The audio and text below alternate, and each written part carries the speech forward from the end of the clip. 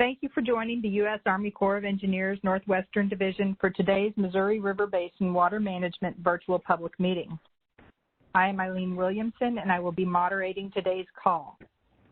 This webinar is being recorded and will be placed on the Defense Video and Imagery Distribution System at www.dvidhub.net/unit/USACE-NWD. Your participation acknowledges your consent to be recorded. Today we will discuss current conditions and the projected operation of the mainstem reservoir system. The agenda includes a message from Northwestern Division Commander Brigadier General Pete Helmlinger, an introduction from Mr. John Remus, Chief of the Missouri River Water Management Division. Following John's introduction, we'll hear from Mr. Kevin Lau with the Missouri River Basin Forecast Center, Mr. Kevin Grody, Missouri River Water Management Division, and Mr. Mike Swenson, Missouri River Water Management Division. I will monitor for questions submitted using the webinar chat function and encourage you to submit your questions, which we will answer at the end of the call. I do ask that you refrain from using the chat function to hold separate discussions. Questions should be focused on Missouri River water management and river operations. Questions that are not on this topic will be directed offline to the appropriate point of contact. Following the presentations, we will move into the question and answer session. As I mentioned before, we will answer questions submitted via chat. We had no questions submitted via the website prior to the meeting, and then we'll call for questions from the phone lines. All of the lines have been placed on mute. However, the forced mute function may not work for all phones, so please use your phone's own mute function to avoid interrupting the call, and do not place the call on hold. When it comes time to ask your questions, you may have to do what we call a double unmute, which is unmuting at the computer as well as on your phone, and that may require pressing *6 to unmute. And with that, I will hand it over to General Helmlinger. Hey, thank you, Eileen, and good afternoon, everybody. I'm Brigadier General Pete Helmlinger, Commander of the U.S. Army Corps of Engineers Northwestern Division. I want to thank you for taking the time this afternoon to join us. We value the engagement and comments we receive from stakeholders in the basin and regret that these meetings cannot be held in person. However, due to COVID-19, virtual meetings are the next best way to maintain our commitment to provide necessary information to all basin stakeholders while ensuring the health and safety of the public and Corps staff. Participation in today's meeting will help ensure a common understanding of our goals and requirements when making decisions on Missouri River reservoir operations. More importantly, however, these meetings are our opportunity to hear from you. We value your input and encourage you to submit your questions and comments to our staff during this meeting or through email. Email addresses will be provided at the end of this presentation. From a water management standpoint, 2021 is likely to be quite different from that of the previous 3 years, as we have transitioned from being primarily focused on flood control to managing the system in order to meet downstream flow targets. Before I turn the meeting over to our Missouri River Basin Water Management staff, I want to encourage each of you to remain engaged. Stay abreast of the issues that may impact you and your community, and ask questions of my staff whenever you feel the need. Thank you in advance for joining us today, and I look forward to your discussions. Thank you. Thank you, sir. I wanted to point out that we did not receive any advance letters or requests for recognition from elected officials, and so with that, I will hand it over to Mr. John Remus. Thank you, Arlene. Can you hear me? Yes. Thank you. Good afternoon, everyone. I'm John Remus, Chief of the Missouri River Basin Water Management Division. Our office is responsible for regulating the Missouri River mainstem reservoir system. I will provide some general remarks before beginning the technical discussion. As General Helmlinger stated, this is an opportunity for us to provide information to you and for you to provide comments and ask questions of us. While the primary focus of the meeting is management of the Missouri River mainstem reservoir system, we understand that there may be related topics that you want to comment on. If that is the case, please do not hesitate to provide those comments. And as Eileen said, we will pass those on to the appropriate people to get answers to your questions. If you are reading from a prepared statement, please email that document to either Kevin Grody, Mike Swanson, or myself, or you can email it to the Missouri River Water Management inbox. Those email addresses are provided at the end of the presentation. Also, we have a limited amount of time, so I ask that you keep your comments and questions as brief as possible to allow everyone a chance to comment. For those that have attended our public meetings in the past, you will notice that we have abbreviated the presentation. This will allow for more questions and answer time. Also, as General Helminger stated, in 2018, 19, and the first half of 2020, our focus was on flood risk management. As you will hear in a few minutes, a large portion of the upper Missouri River Basin has become relatively dry. We are now forecasting a below-average upper basin runoff, and therefore will likely be focusing on meeting flow targets. I do want to assure everyone in the basin that the Corps remains fully committed to our flood risk reduction mission, protecting stakeholders when we can from significant hydrologic events that pose a threat to human health and safety. We are also committed to serving the authorized purposes as outlined in the master plan. Overall, the reservoir system is in very good shape from both a flood control and a flow support point of view. We are currently meeting full service navigation flow targets. Kevin Grody and Mike Swanson will provide more details in a few minutes. As stated earlier, we will continue to meet our statutory obligations to operate the Missouri River mainstem reservoir system for its authorized purposes, as described in the master manual. We will continue to comply with all laws, including the Endangered Species Act, and we will comply with the 2008 biological opinion. Lastly, as General Helminger said, our preference is to have these meetings face-to-face, and it is our hope that we can resume in-person meetings in the fall. That concludes my opening remarks. Thank you very much. We look forward to your questions and comments. I will now turn the discussion over to Mr. Kevin Lau from the Missouri Basin River Forecast Center. Kevin? Thank you, John. Good afternoon, everyone. On behalf of the National Weather Service, I would like to thank the Corps of Engineers for inviting our participation in this public meeting. Again, my name is Kevin Lau.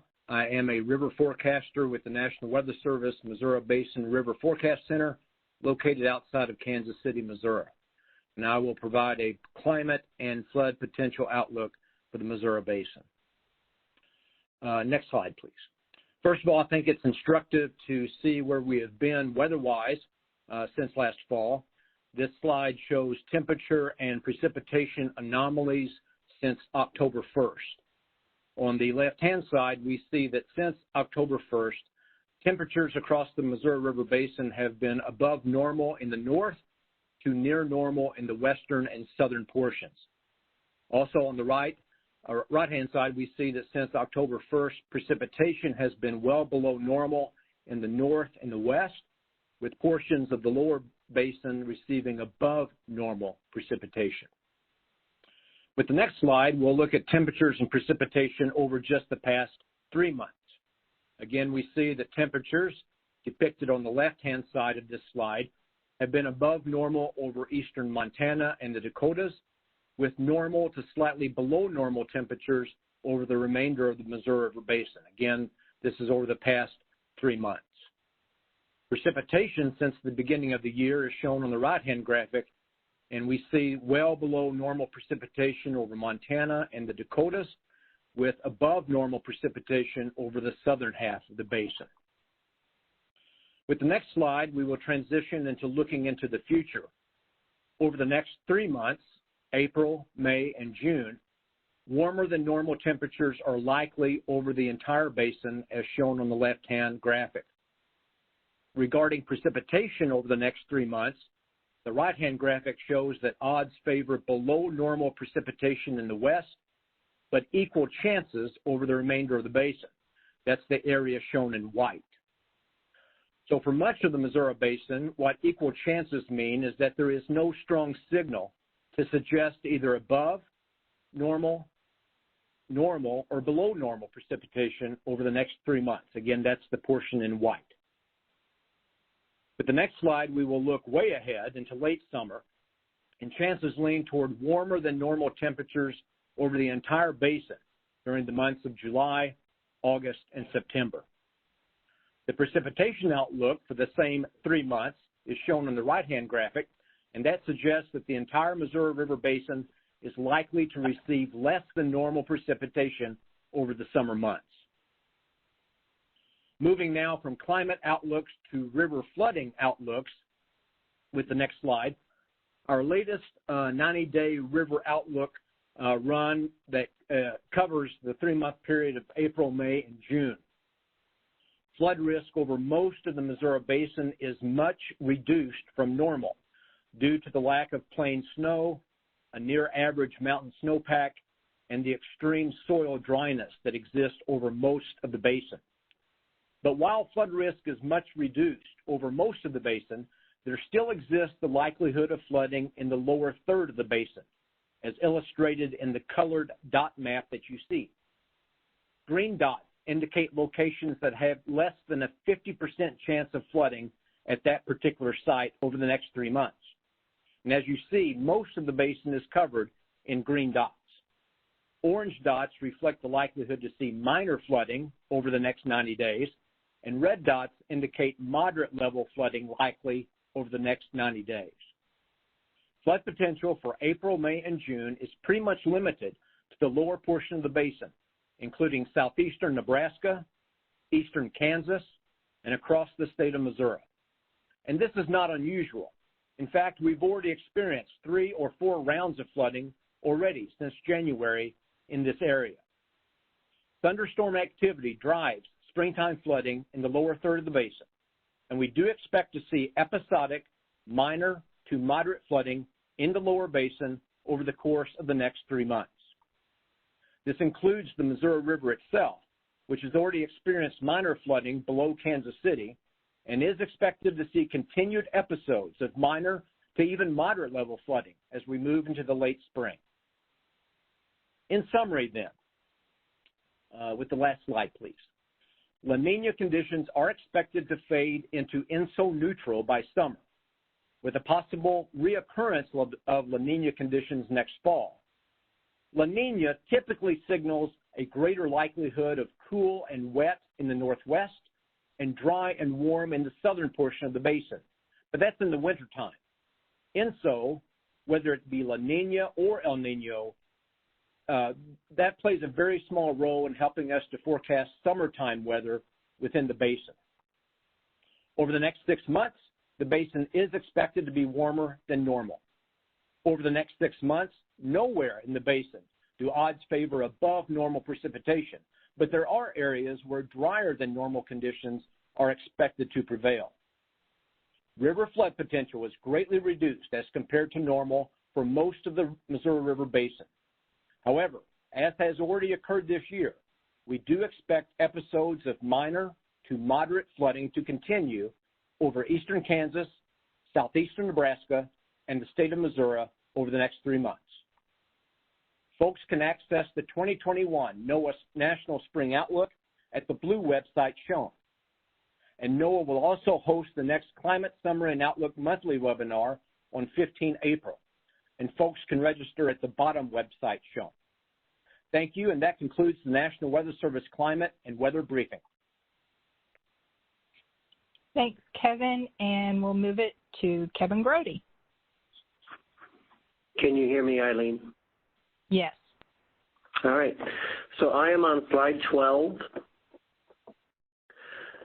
So as noted on this slide, the Corps' main priority in regulating the mainstem reservoirs is life and safety. Our operational decisions for the system are driven by runoff, and we make those decisions based on the rule curves in the master manual. We regulate the system to serve the listed 8 congressionally authorized purposes. Now, some of you may be wondering why flood control navigation, and water supply are noted above the other 5 purposes of hydropower, fish and wildlife, irrigation, recreation, and water quality control. And that's because when we make operational decisions for flood control, navigation, and water supply, we are also serving the other authorized purposes. And finally, in making our operational decisions, the Corps will always comply with all applicable federal laws. So I'm now moving to slide 13. The system is comprised of 6 separate dams and reservoirs located in Montana, North Dakota, and South Dakota. However, some of our decisions are based on how much water is in all 6 projects, and we refer to this as system storage. So this slide shows the 4 zones, and these 4 zones all exist at the projects. The permanent pool is the lowest zone and reflects the minimum amount of water needed to meet authorized purposes such as hydropower. The carryover multiple use zone is the largest zone. It was designed this large to provide water for authorized purposes during long, extended droughts. In fact, the design for the size of this zone was based on the 1930 to 1941, the 12-year Depression-era drought. So I'm going to skip to the top zone, the exclusive flood control zone. So as the name implies, if we're in this zone, our operational decisions will be made exclusively for flood control purposes. The annual flood control and multiple use zone is a zone that we hope to be in 365 days of the year. Ideally, we start the runoff season, which is around March 1st, at the base of the zone, at 56.1 million acre feet. As the plains snow melts and the rain falls in March and April, the storage will increase. As the mountain snow melts and rain falls in May, June, and July, the storage level will increase further and peak in early July. And then during the late summer, fall, and winter, the drier months, we will evacuate this water to continue to serve the authorized purposes. The intent is to start the next runoff year at the base of this zone. Right now, our current storage is at 56.1 million acre feet at the base of the annual flood control multiple use zone. So I'm going to go to slide 14 now. So while there was significant snow in parts of Nebraska and Iowa this last winter, plains snow was very sparse in the upper basin. This graphic is from March 1st, which was about the time that we had the highest accumulation of plain snow in the upper basin. And as you can see from the legend on the left-hand side, that gray was really a trace to 1 inch of snow water equivalent. So let's move to slide 15. Mountain snowpack in the upper basin affects the upper 2 system reservoirs, Fort Peck and Garrison. The snowpack normally peaks near April 15. It appears that the snowpack has peaked in both reaches last week. The snowpack in the Fort Peck reach is 83% of average, and the snowpack in the Garrison reach is 88% of average. Let's move to slide 16. Soil moisture conditions have improved in the last 30 days. South Dakota is in the normal conditions, so there's very little color on the map. But there are drier than normal areas in North Dakota, eastern Montana, and Wyoming. Conditions are wetter than normal in significant portions of Nebraska, Kansas, and Missouri. Next slide.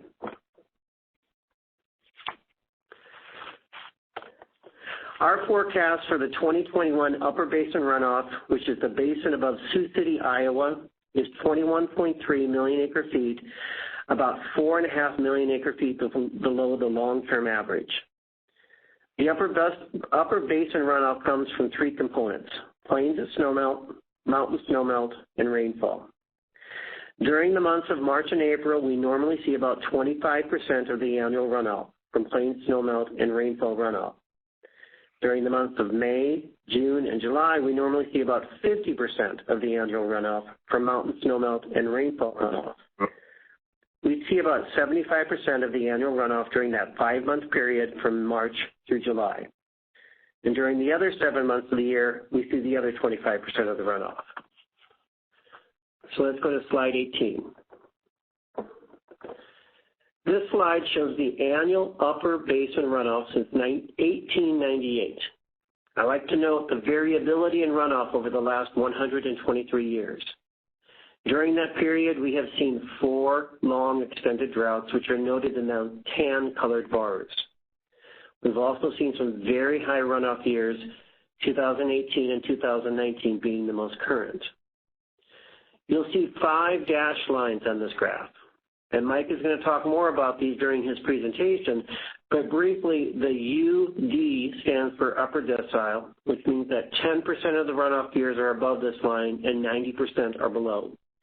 The UQ stands for upper quartile, or 25%. Median is 50%, lower quartile and lower decile are 75% and 90% respectively. The 2021 forecasted runoff is highlighted in red and is slightly more than a lower quartile runoff. So next slide. So this slide shows the 2021 runoff forecast of 21.3 million acre feet by month. The red bars show the long-term average. The blue bars show the observed runoff for the first 3 months of this year. And the yellow bars present the forecasted runoff. It's important to note that only January is showing above average runoff in 2021. So that concludes my presentation, and I will now turn it over to Mike. Okay, thanks, Kevin. We're going to continue our presentation by discussing the current regulation forecast and the expected results for the authorized purposes in 2021. First, on slide 21, is an update on current reservoir conditions. Eileen, that slide hasn't completely refreshed on our end. There you go. This graphic is like Kevin's earlier slide 13 and shows the zones at the upper 3 projects and then Fort Randall. Fort Peck, Garrison, and Oahe are currently 0.7, 0.9, and 0.2 feet below the base of the annual flood control zones. Fort Randall is at elevation 1354.3, which is above the base of the flood control zone, but is very close to its normal operating level of 1355 for this time of year. Next slide. The next few slides show the current monthly regulation forecast. Slide 22 here shows system storage in million acre feet. The black line is the actual system storage going back to last year. The blue line is the basic regulation forecast based on the April 1st runoff forecast, as Kevin discussed earlier. We also bracket the basic runoff forecast with a wetter and drier runoff condition, and then use that as input to the reservoir model, and we refer to those as the upper and lower basic simulations. Those simulations are shown here as the red dashed lines. These simulations give us a range of reservoir elevations and releases that may be expected under various runoff scenarios. You'll also see the 3 green triangles, which indicate 3 system storage checks. The March 15th storage check sets the service level for the first part of the navigation season. The July 1st check sets the service level for the second half of the navigation season and the navigation season length.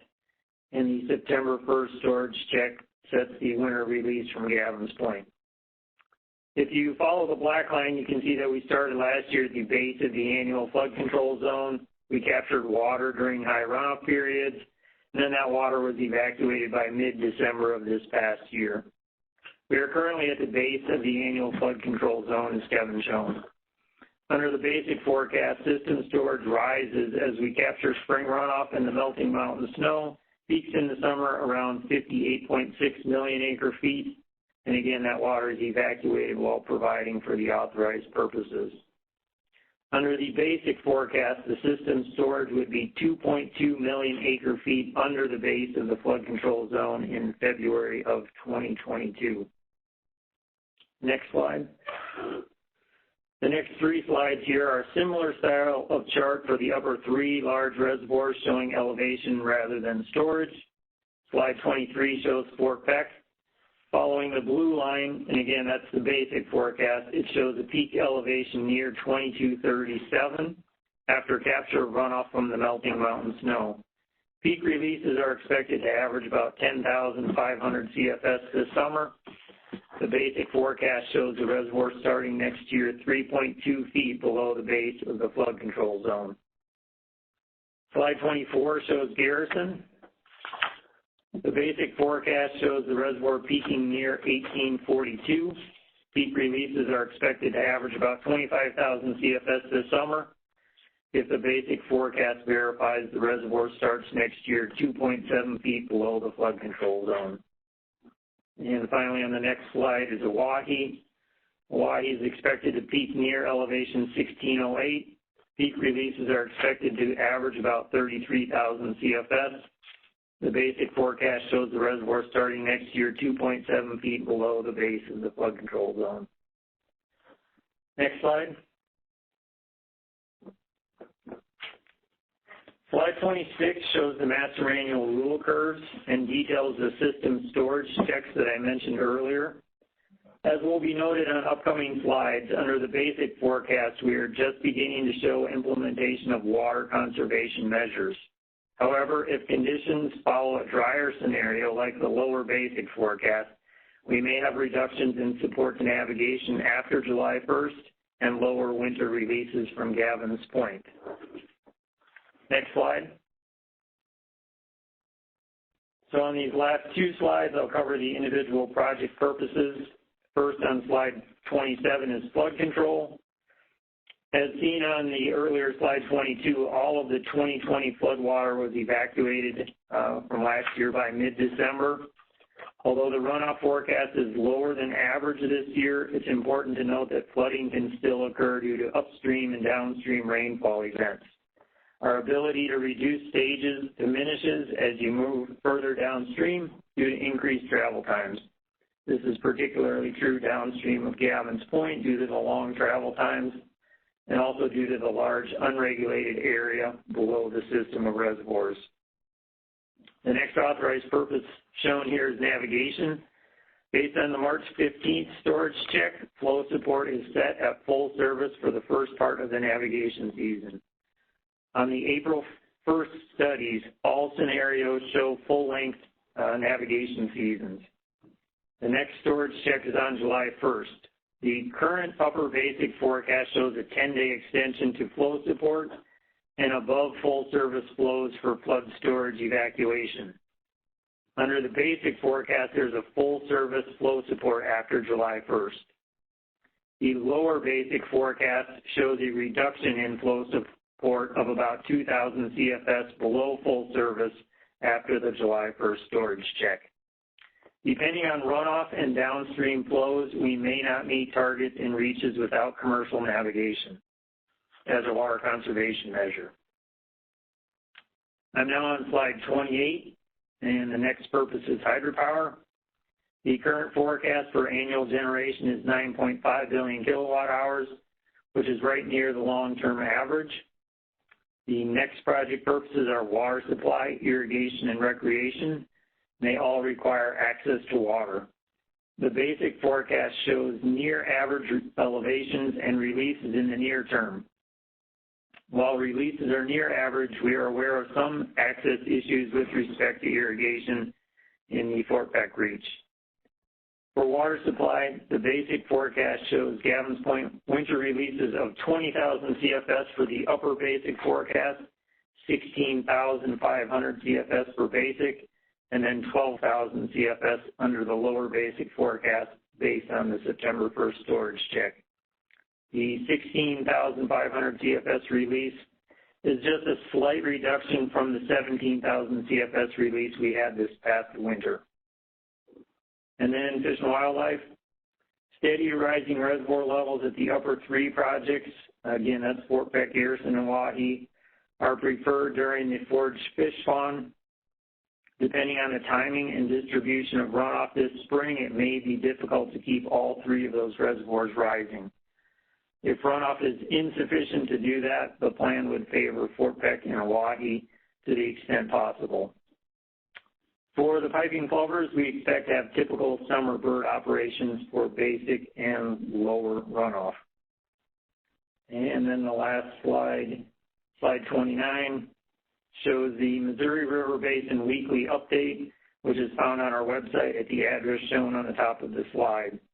This webpage gives a general overview of the current conditions in the Missouri River Basin and is updated weekly, usually on Tuesday morning. That concludes my presentation. I will turn it back to Eileen. All right, thank you, Mike, and thank you everyone for those updates. We're going to move into the question and answer period. As I mentioned before, all lines have been placed on mute. We had no questions submitted in advance of the call via our website, so I'm going to move to questions submitted using the webinar's chat function. Any questions that are duplicative, I will consolidate. There were none, however. The first question is, how will releases change if the inflows meet predictions? Could you say that again, Eileen? How will the releases change if the inflows meet predictions? And that was asked while Mike was talking about the system storage forecast, which I moved to that slide. I guess the question is releases from where? Is that system releases from Gavin's Point? Or is it a particular project in the upper basin? Gavin's Point. Gavin's Point. We're going to meet our navigation flow, full service flow support targets, at least for the first half of the season, which means meeting the targets at Sioux City, Omaha, Nebraska City, and Kansas City. So we'll make releases to meet those targets, which will take into account any inflow below the system. So those may change on a daily basis. They may not change much, but we're going to meet those targets. And those targets are, Kevin, go to you. Yeah. So right now, 31,000 at Sioux City and Omaha, 37,000 at Nebraska City, and 41,000 at Kansas City. And we will have one target that usually controls. And right now, I think it is the Sioux City target. Correct. Controlling. So to expand on that a little bit, if there are no boats, say above Omaha, scheduled, and Sioux City is the target, we may not meet the target at Sioux City. But right now, I think there's a boat that is still above Omaha here. Correct. So we're meeting that target. I hope that answers the question. I believe it does. And I'm going to go to the next question, which is related to that, and that has to do with where should levels be on July 1 to provide a full navigation season? And I believe you covered that on this slide.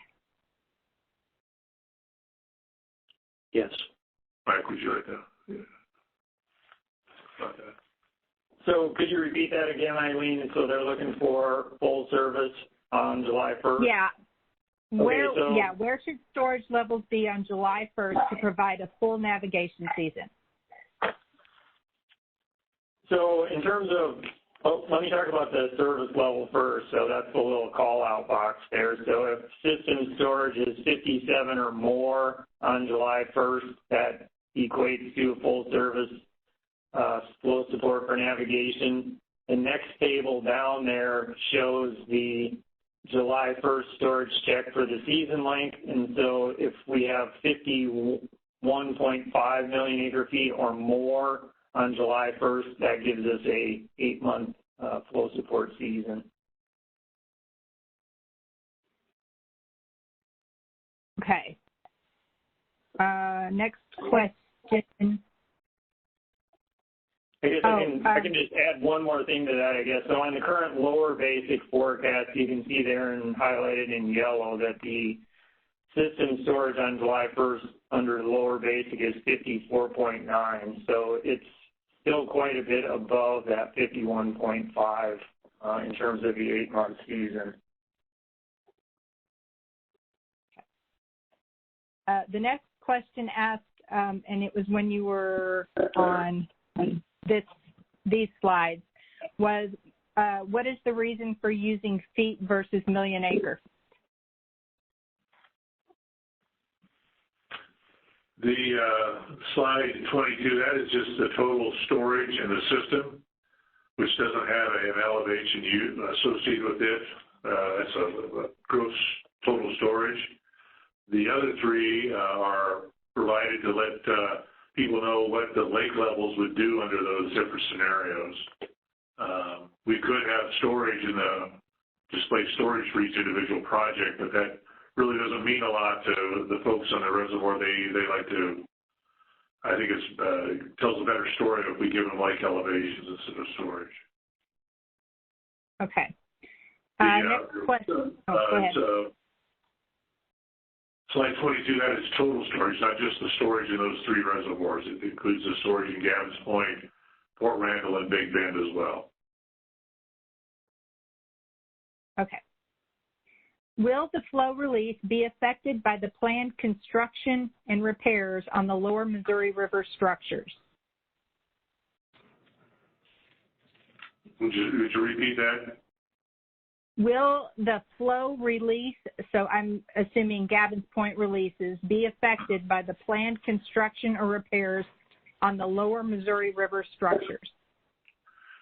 No, as I said earlier, we will meet the flow targets at Sioux City, Omaha, Kansas City, Nebraska City to support full service flows on the Missouri River. The repairs to the VSNP will continue as planned. Okay, and then building off that question, why are there no flow targets for lower than Kansas City? It has to do with the travel time from Gavin's Point to the mouth. It's a 5-day travel time from Gavin's Point to Kansas City. And beyond that, we really lose our ability to manage to a flow target when we're talking about hitting a target. So that's why. Okay. The next question is, if actual runoff is higher or lower than projected, when would operations be reevaluated? Again, I'm assuming we're talking about system releases from Gavin's Point, and we would look at those at July 1st. We'll do our July 1st storage check, which, as Mike said, sets the service level for the second half of the navigation season, as well as the season length, navigation support season length. And then we'll do our September 1st storage check, which would set the winter flow release levels. And you want to expand on that? Because we do that a little bit differently during high runoff years as far as release changes. Say that again, please. Just would you want to expand on that explanation? That explanation is focusing on current operations, but I know when we have large storms and when we have higher runoff years that we're reevaluating more frequently. Well, yes, if we're dealing with evacuation of floodwater, we would evaluate that more often. We actually evaluate our releases and our forecast every week. Usually on Wednesday we put out a 3-week forecast, which takes into account the conditions of the basin. But, and as we're dealing with, or appear to be dealing with a drought situation, or at least a below normal runoff, we will look at what we need to release every day in order to meet those targets, and that can fluctuate on a daily basis. All right. Thank you. Next question. Seems like Fort Peck is full, so in a dry year, why not use some more storage for higher river flows for irrigation pump supply? While there is water in the river, it is not at the level where pumps can be accessed, I'm getting some feedback from somebody's speaker. Okay, let me try that again. So water is in the river, but not at a level where irrigators can access for pumps. They're not asking the barge industry to get a different boat when the flow is low. Why is irrigation given different treatment? The levels are set, the release levels are set based on the total storage in the system. We have been in contact with some stakeholders below Fort Peck, irrigators. We are looking at some scenarios where we may change our operations, at least shift releases to different times in the season to maybe make the situation better. But you have to understand that it's kind of a zero-sum game. There's only so much water. So if we release more water in April or May than we would normally do, we're going to have less water to release in August and September. So we're looking at some of those alternatives, but right now we don't have any definite plans to change our release schedule. I would also add that I guess the question sort of referenced that Fort Peck is full, and Fort Peck's near its target elevation for this time of year. As we mentioned on the basic forecast, it really starts next year 2.2 feet below, or excuse me, 3.2 feet below that elevation. So that indicates we're starting to draft storage into that lower zone that Kevin talked about. And there are stakeholders and users in the reservoir as well that we need to be cognizant of. Okay, the last question I may need some clarification on. If you could make it happen, where would other reservoirs to better manage flood control and navigation flows? I'm assuming where would those reservoirs be, but I'm not, maybe if the submitter could clarify that question.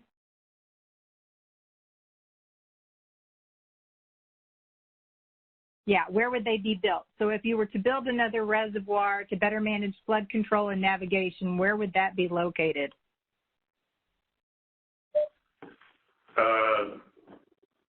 That's something I really can't answer.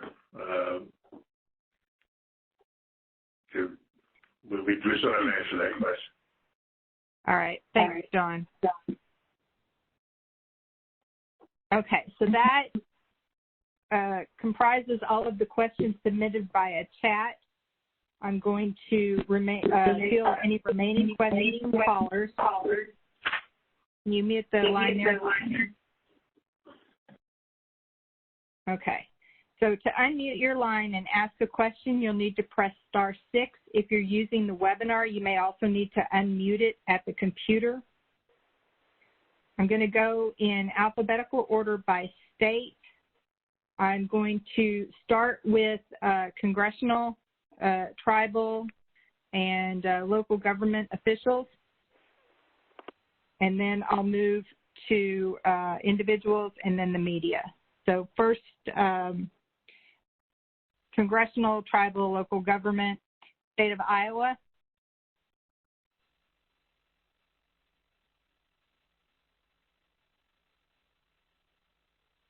Kansas. Again, *6 to unmute and perhaps unmute on your screen. Missouri.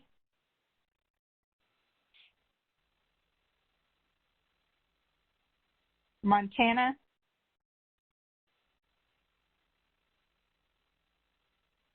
Nebraska. North Dakota.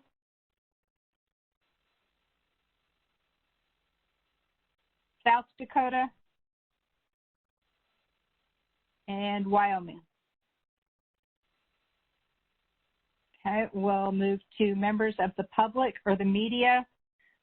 Again, in alphabetical order, *6 to unmute your line, and just public or media. State of Iowa.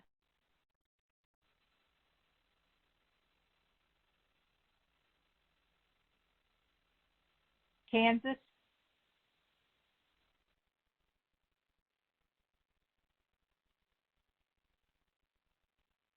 Missouri. Good afternoon. This is Lynn Munch with AWO. I just wanted to say thank you to the Corps for continuing to release the AOP, as early as possible so our navigators can make some decisions. And also want to thank you for these presentations, because especially bringing in information from other agencies on what we think is going to happen, which is always a mystery, but what we think is going to happen with the rain is very useful information for businesses trying to make plans. So just really a thank you. Thank you. Any others from the state of Missouri? Montana?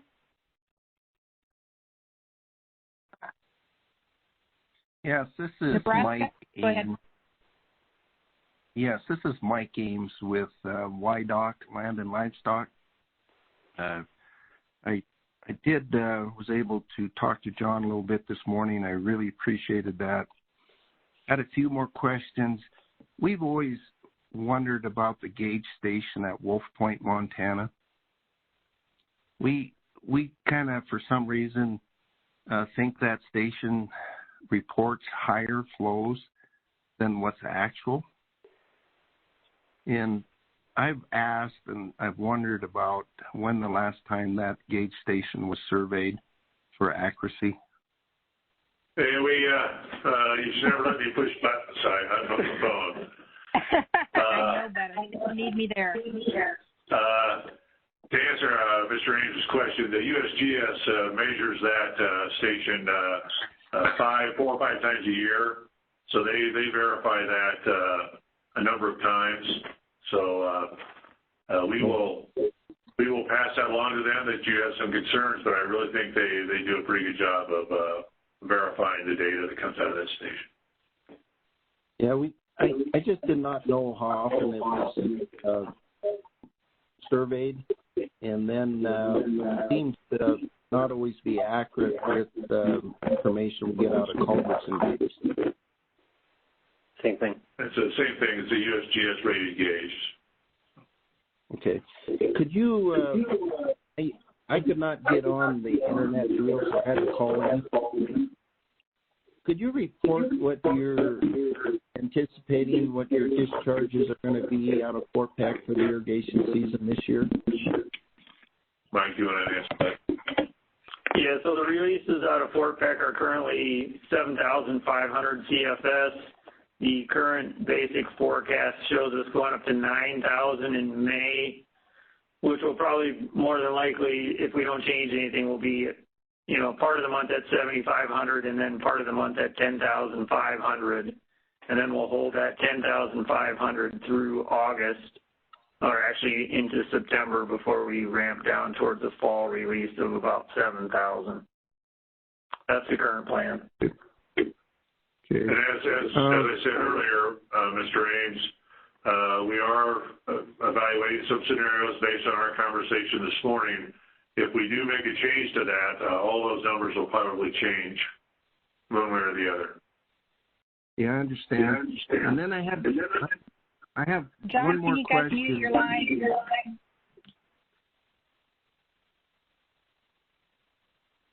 Last September, the flows out of Fort Peck got reduced dramatically after the 1st of September.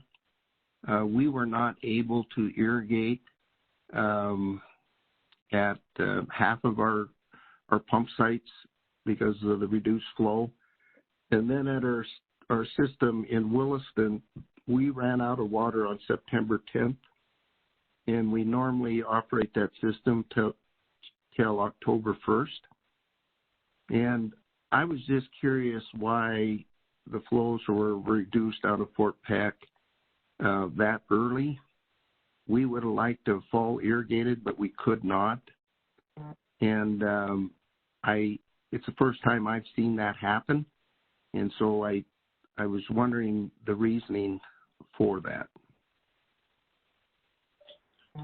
Again, our flows, our releases from all of the reservoirs are based on the storage and the guidance in the master manual. That is not necessarily unusual that we would reduce flows that time of year. The basin dried up and the inflows dried up. Also there at Williston, you do have a lot of contributing flow, usually have a lot of contributing flow from the Yellowstone River, which also dried up.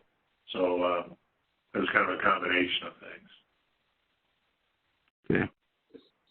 And is that something you would anticipate again happening in 2021? Very well, good. The reducing of the flows in September you're referring to? Yes. Yeah. Yes, that's pretty typical of our operation, is to provide higher flows, from about mid-May through mid-September, and then reduce it, sometime in the fall there, typically mid-September. Yeah. Yeah, we deal with mid-September, and that helps us out, but when it happens the 1st of September, that really cuts us short for irrigators, just so you're aware.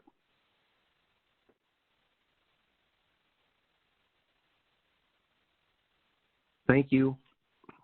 Thank you. I had to mute you guys. It was providing feedback again. So we'll go back.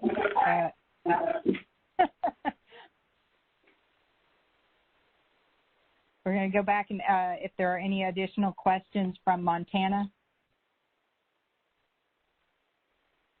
Again, just any, if you're on the line and have a question from the state you represent, *6 to unmute and unmute on your computer.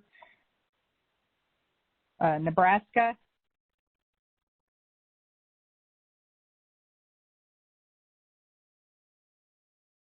North Dakota. Eileen? Yes. Terry Fleck, Friends Lake Skakawea. Hey, Terry. Good afternoon. I'd like to echo Lynn's comments. John, thank you, and to your team. Always an enlightened opportunity for all of us as it relates to the information. We appreciate all the work that you guys do, and that includes you as well, Eileen. And I just wanted to say it was nice to hear the discussion and the mention of drought conservation, John, as it relates to this situation that we find ourselves in. The Weather Service made it look a little bit dire as it relates to the future, and I'm not sure who wants to take my question, but I just want, there's a tremendous amount of deferred maintenance on the Garrison project. And if we move forward with drought projections, as Kevin talked about with the lower levels next spring, I just want to make sure and this could probably wait for the fall ELP, but I want to make sure we get this on leadership's radar now at the Corps. We could face some serious challenges with access on the Garrison project next year. Of course, we don't know just exactly what Mother Nature is going to deliver next winter, but I just want to make sure that we start thinking forward, because as I indicated, we have a lot of deferred maintenance there, and I'm just wanting to make sure that budgeting is there and budgets are given some careful consideration as it relates to access in the 2022 season. Over. Thank you, Terry. Are you meaning maintenance of recreational facilities, access facilities? Is that what you're talking about? I would call it, John, deferred maintenance at large. I would leave it to Todd to define that. I'm not going to suggest for a moment that all of that deferred maintenance recreation, but there is a lot of deferred maintenance, and so I just want to make sure that I get it on leadership's radar, because I don't want to wait. I'd like to, not unlike yourselves, we'd like to be planning in advance. So as this progresses and moves forward, some of us, not unlike yourself, John, have been doing this for a long time. And so it's good to be planning ahead and making sure that we have the resources necessary to take care of recreation on the Garrison project. Over. Thank you, Jerry. We'll pass that along to the Omaha District folks. Thank you. Thanks, John. Appreciate it. Have a good one. Thanks, Terry. Any other questions, comments from state of North Dakota?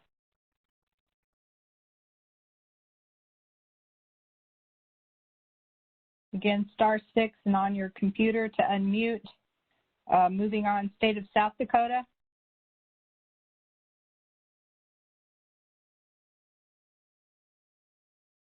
And Wyoming.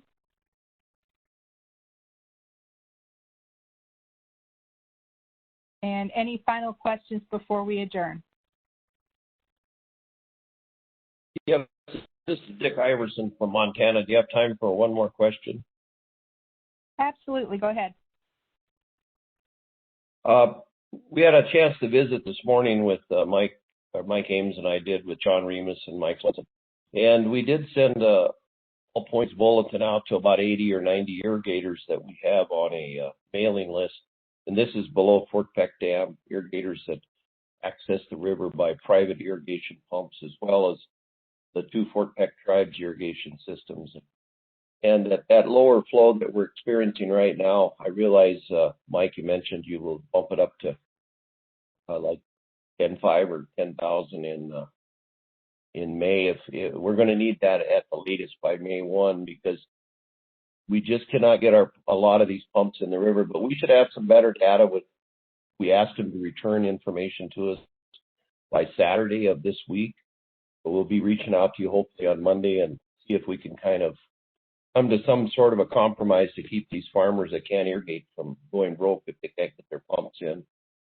There's only so much you can do on this river, as you are aware, with dredging and access to getting water into the pump sites. Thank you for this opportunity, and we'll be talking to you next week. Thanks for your comment.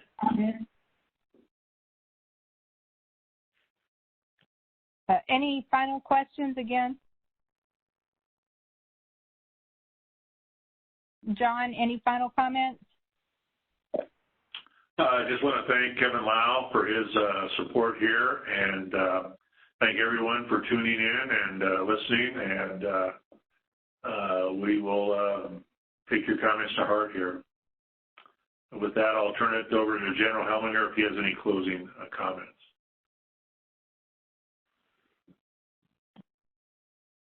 Yeah, Brigadier General Helminger, I just want to thank all of our partners and stakeholders for participating today. Again, your input is very valuable to us, and I encourage you to continue to stay connected and informed throughout this season. But thank you all for your partnership. Over. Thank you. And again, we do appreciate participation today. If you joined late or know someone who missed the call, we will be holding another call at 6 p.m. And if you did not receive the information about this call by email and would like to, please send us an email via our website. And with that, I will end the call. Thank you. All right, thanks, Mike. And we're going to move to the question and answer session. Get back to my notes here. As I mentioned before, the lines have been placed on mute, so in order to ask your question, you'll need to unmute your line on the webinar, as well as press *6 on your phone.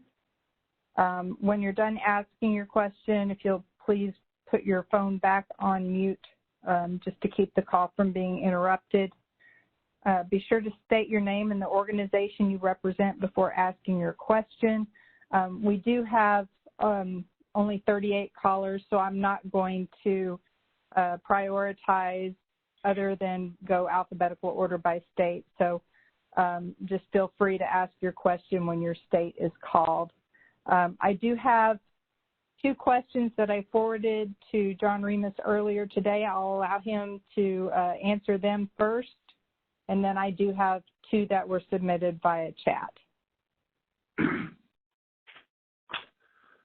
Thank you, Eileen. The first question is from Mr. Mike Ames, Montana. The question was, when was the gauge station at Wolf Point, Montana last surveyed for accuracy? That gauge is maintained by the U.S. Geological Survey, and they take measurements there several times a year in order to ensure the accuracy of that gauge. I don't know exactly when their last measurement was taken, but they take several a year. I checked in October. October, yeah, okay. When they did a measurement.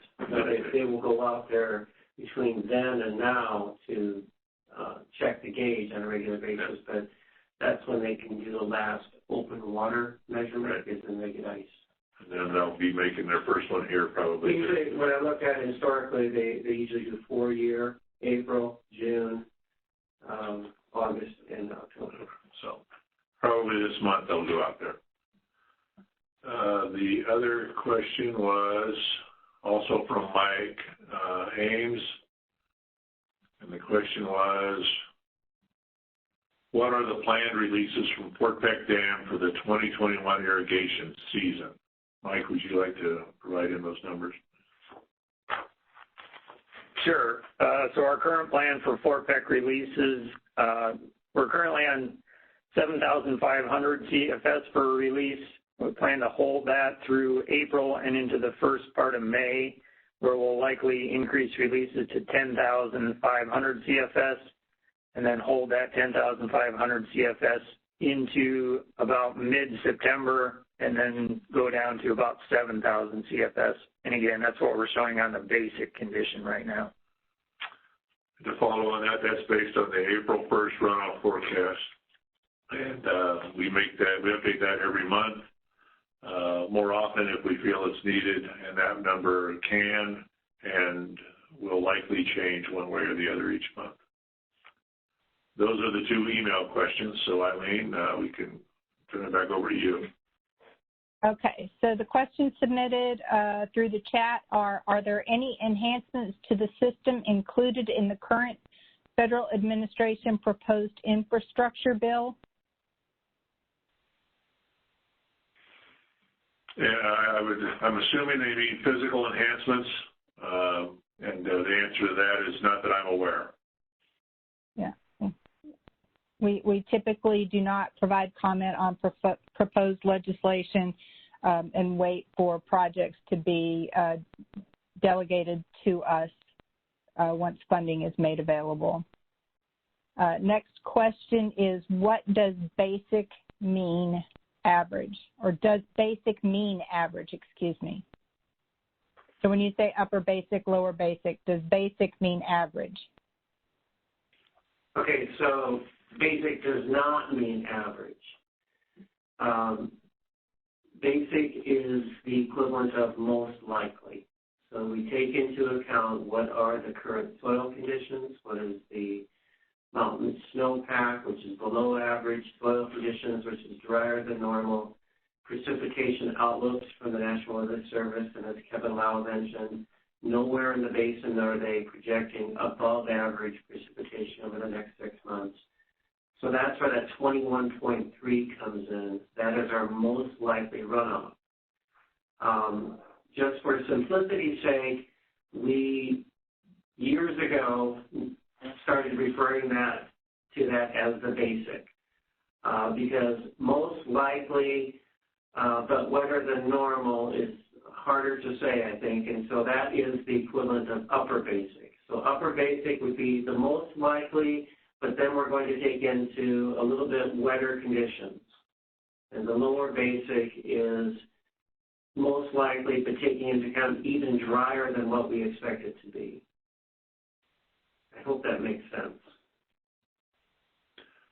So to answer the core of the question, the basic is not average. It's based on our most likely runoff forecast, which is based on the information we have on hand.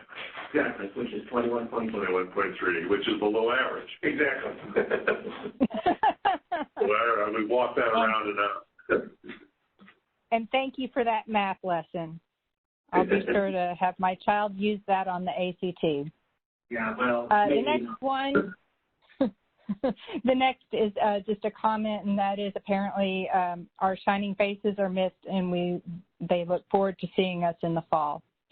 So with that, I am going to open the lines for, or allow you to open the lines for questions. We'll start with the state of Iowa. Again, *6 to unmute your line. Unmute your line on the webinar and state your name and organization. State of Iowa.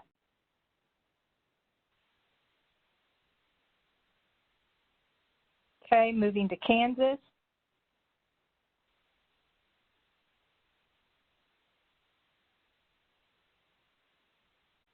Missouri.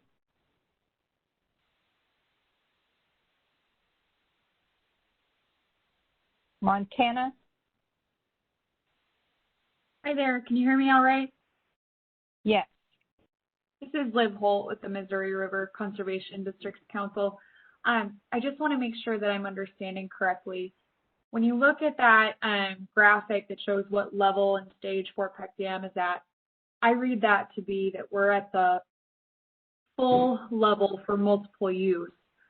So I'm having a hard time understanding why we're restricting releases downstream for irrigation. Could someone speak to that? Yes, this is John Remus. The releases, as Kevin Grody mentioned, is based on our runoff forecast. We have a set of rule curves or release guidance for each of the projects based on the runoff forecast, and that's what we have there. And the multiple use or the carryover multiple use zone is, as Kevin described, there to get us through extended droughts.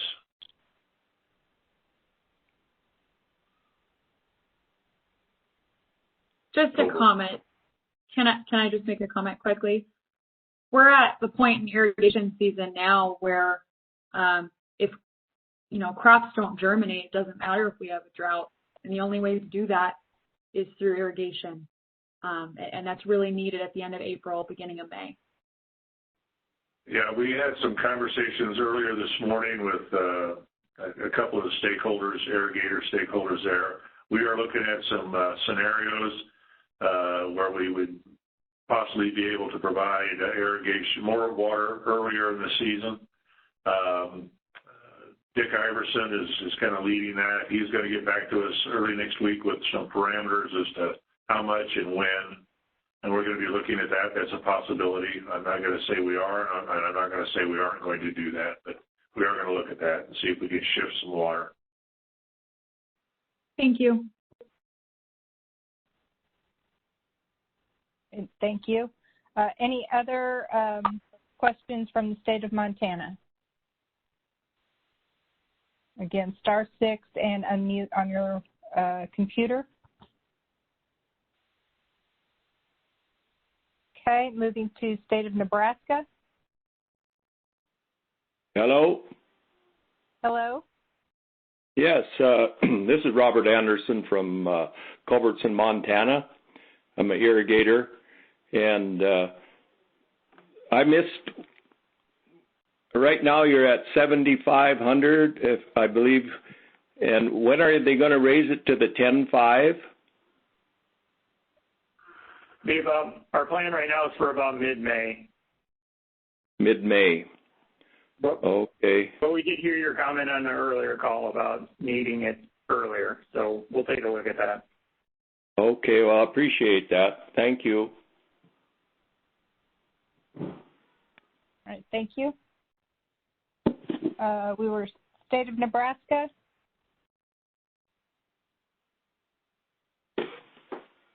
Okay, North Dakota.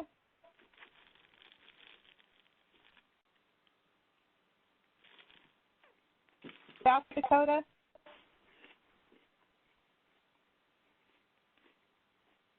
Wyoming.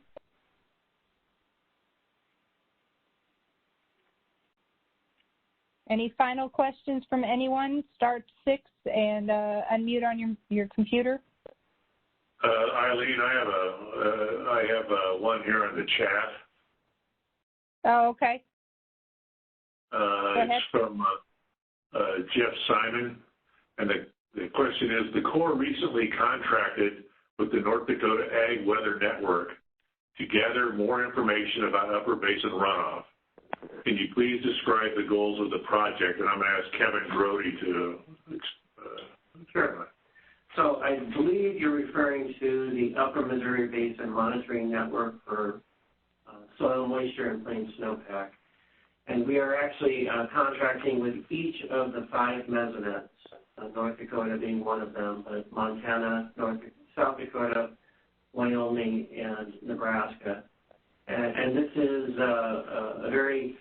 it's a long-term project, and it takes somewhere between 5 and 8 years to get this completely installed. But our overall goal is to retrofit the existing mesonet stations out there. It's about 180 to 200 of them in the 5-state area in the Upper Missouri Basin, and then install new sites. When it's all said and done, there should be about 540 of these.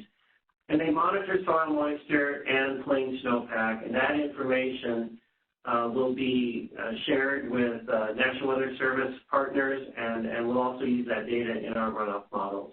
So that will be more data for our forecasting models. Over.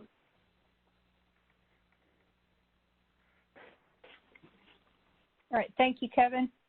I have not received any additional questions in the chat, so with that, again, if there are any last ones to be submitted via the phone. Yes, I'd like to comment. Go ahead. Yes, this is Joe Gibbs. I'm here in Central Missouri. I've worked with a lot of levee districts over the years.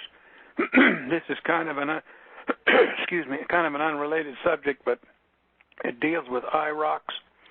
I remember a sandbar here at Sarcy's Bend where 3 camping parties a quarter of a mile apart on that sandbar, and when an IROC was built, the sandbar was completely destroyed as far as recreational value is concerned. And just wanted to let that out there that the IROCs are causing problems down here as far as recreation is concerned. Thank you. Joe, do you mean the interception and rearing complexes, the IRCs? Yes, the IRCs, yeah. All right. And Thank you. that sandbar was, I mean, it was a half a mile long anyway, and you could have 3 camping parties there, in August for the cool nights and everything, and zap, when they put the IROC in or the IRC in, it vanished.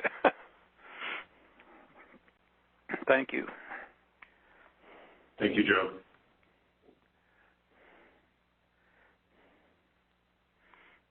All right, any final comments or questions? All right, with that, I'll let you handle the closing, John. Yes, I'd just like to thank everybody for dialing in. Thank you for your comments and your questions, and I'd like to thank Kevin Lau again for his support on this call. With that, I'll turn it over to Brigadier General Helminger for any of his final comments. Hey, John and Eileen, thank you for all of our stakeholders that are out there. I appreciate your partnership and want to continue to communicate with you so that we're all informed on river operations. So thank you for joining us this evening. Bye-bye.